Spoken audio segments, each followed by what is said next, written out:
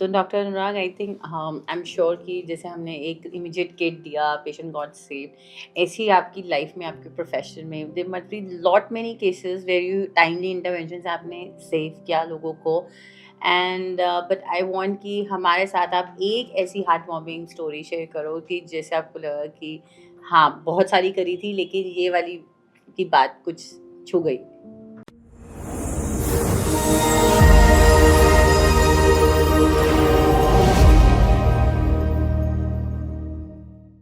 There are many stories I am जिसमें, sure. क्योंकि cardiology में टेंजिबल रिजल्ट्स मिलना बहुत आसान है, क्योंकि कई पेशेंट आते हैं जो बिल्कुल खराब हालत में आते हैं और once the arteries opened up the patient is absolutely normal. तो वन सच स्टोरी वाज के आज से 2 साल पहले हुआ था। मैं इमरजेंसी में ही था हॉस्पिटल की उस समय। तो एक पेशेंट आया था जिसको उनका फ्रेंड लेके आए थे, and he came walking and he said कि मेरे को चेस्ट पेन हो रहा है, और हमारे सामने he had a cardiac arrest. तो immediately the emergency team did CPR, revived him. We shifted him to cath lab. Before starting the angiography, he again had a cardiac arrest. So again we did a CPR. We immediately did the angiography. Patient was revived. We intubated the patient. Patient को ventilator पे डाला. हमने angiography की, angioplasty की.